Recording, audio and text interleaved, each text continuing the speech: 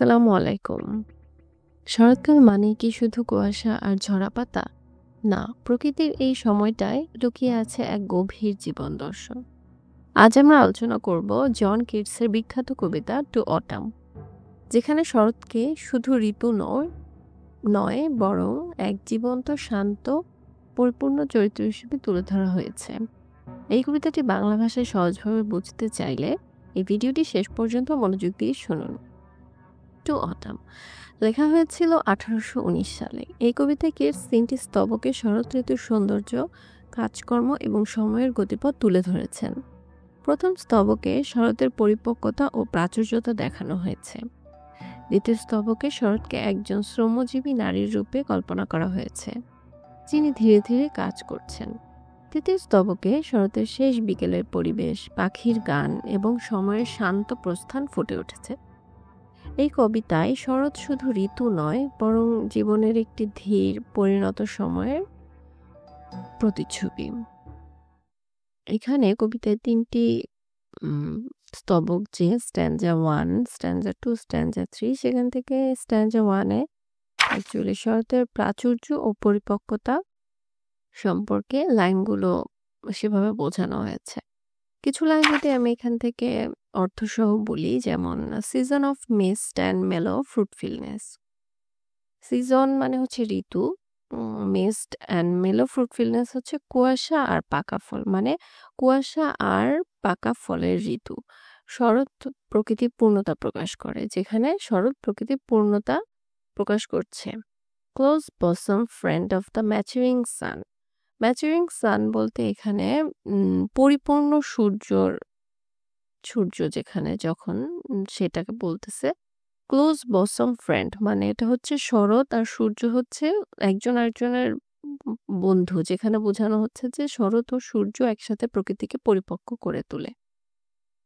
To bend with apples the most cottage trees and fill all fruit with ripeness to the core.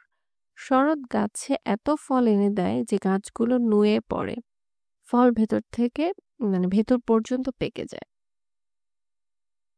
And আরেকটা হচ্ছে যে to swell the gourd and plump the hazel shells with a sweet kernel. লাউ ফুলে ওঠে এবং ভেতর থেকে পুষ্ট হয়ে ওঠে। And plump the hazel shells with a sweet kernel মানে হচ্ছে বাদামের ভেতর যে মিষ্টি শ্বাস বা মানে মিষ্টি যে ভাবটা সেটা চলে আসে, মানে লাউ ফুলে ওঠে, বাদামের খোলের ভিতরে মিষ্টি দানা তৈরি হয়। এই লাইনগুলো প্রকৃতির পরিপূর্ণ দানশীলতা বোঝায়। এই স্তবকে কবি শরতের প্রাকৃতিক সৌন্দর্য ও প্রাচুর্য এমনভাবে দেখিয়েছেন যেন এটা জীবনের একটি সেরা সময়। আচ্ছা, স্ট্যান্জা 2, যেখানে কাজ, ধ্যান ও ধীরতা সম্পর্কে বলা হয়েছে। Who hath not seen day of aimed the store? আপনি নিশ্চয়ই শরৎকে ধান খেতে দেখে থাকবেন, সে যেন একজন মেহনতি নারী। মানে শরৎকালের এই স্ট্যান্জাতে যে কাজটা বোঝাচ্ছে, যে মনোযোগ দিয়ে কাজ, সে তাকে দেখে মনে হয় যে পরিশ্রমী একজন নারী বা মেহনতি একজন নারী। The hair soft lifted by the winnowing wind. বাতাসে তার চুল নড়ে যেন সে প্রকৃতির সঙ্গে মিশে গেছে। অ্যান্ড আরেকটা হচ্ছে or on a half ripped furrow sound asleep drowsed with the fume of poppies. ধান কাটার মাঝ পথে সে ঘুমিয়ে পড়েছে, যেন ক্লান্ত কিন্তু শান্ত। ধান কাটার মাঝপথে বা কাটতে কাটতে যদি ক্লান্তই ভাবটা আসে, সেটাকে মানে ক্লান্তির কারণে ঘুমিয়ে পড়েছে কিন্তু শান্ত, সেটা যেন ক্লান্ত কিন্তু শান্ত। While thy hook spares the next swath and all its twain flowers. সে যেন কাস্তে হাতে বিশ্রাম নিচ্ছে কিন্তু কাজকে অবহেলা করছে না। এই স্তবকে কাজ আর বিশ্রামের মধ্যে এক ভারসাম্য ফুটে ওঠে। শরৎ যেন বলে জীবনে শুধু দৌড় নয়, থেমে যাওয়াও দরকার। আচ্ছা, স্ট্যান্জা 3, যেখানে আসলে বর্ণনা করেছে বিকেলের গান ও বিদায়। বিকেলের শেষে বা বিদায় যেমন হয় শরতের, সেটাই বলা হয়েছে স্ট্যান্জা 3-তে। Where are the songs of spring? Where are they?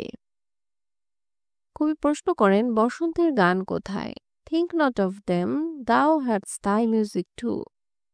এখানে বলা হচ্ছে যে বসন্তের গান কোথায়, কিন্তু শরতেরও নিজস্ব সঙ্গীত আছে। মানে চিন্তা করো না, বসন্তের গান থাকলে শরতেরও নিজস্ব সঙ্গীত আছে, যেটা কিনা শান্ত, কোমল, ধীর।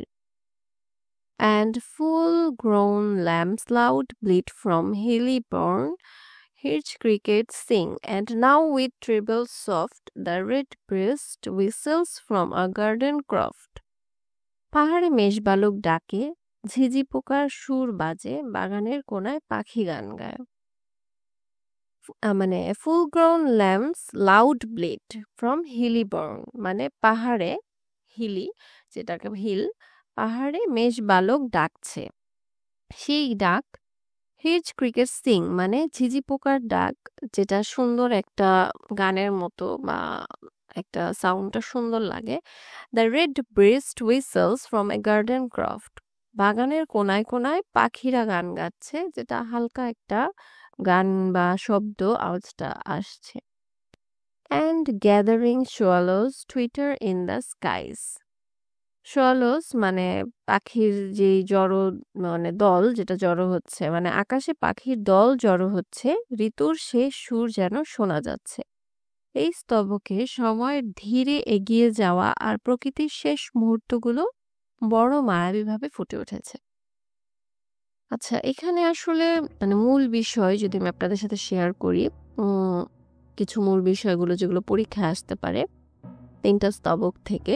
প্রকৃতির সৌন্দর্য ও সময়চক্র 1 নম্বরে, যেটা কিনা শরতের প্রতিটি রূপ প্রকৃতির এক ধাপে পরিপূর্ণতা বোঝায়। শান্তি ও ধীর জীবন, কবিতাটি আমাদের শেখায় জীবনের শেষ ভাগও সুন্দর হতে পারে যদি তা ধৈর্য ও ভারসাম্যের হয়।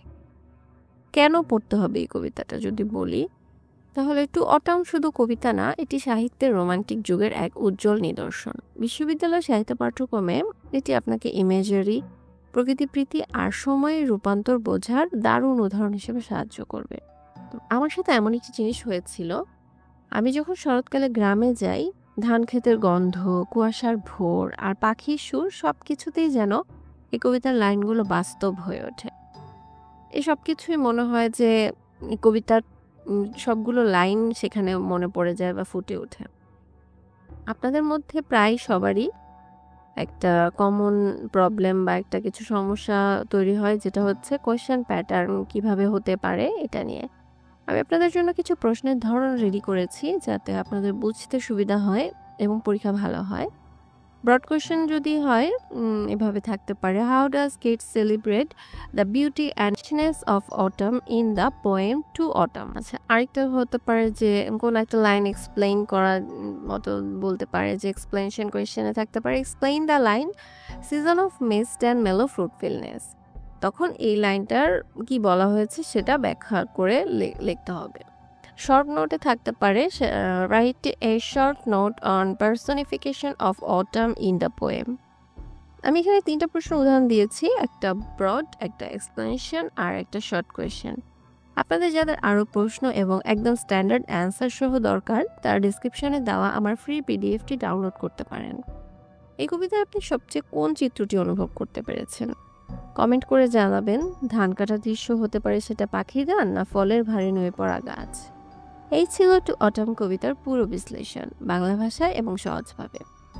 আপনার যদি ভিডিওটি ভালো লাগে তাহলে লাইক দিয়ে দিন, আর বাংলা ব্যাখ্যা সহ আরও কবিতা পেতে সাবস্ক্রাইব করতে ভুলবেন না। আল্লাহ হাফেজ, দেখা হবে পরের ভিডিওতে।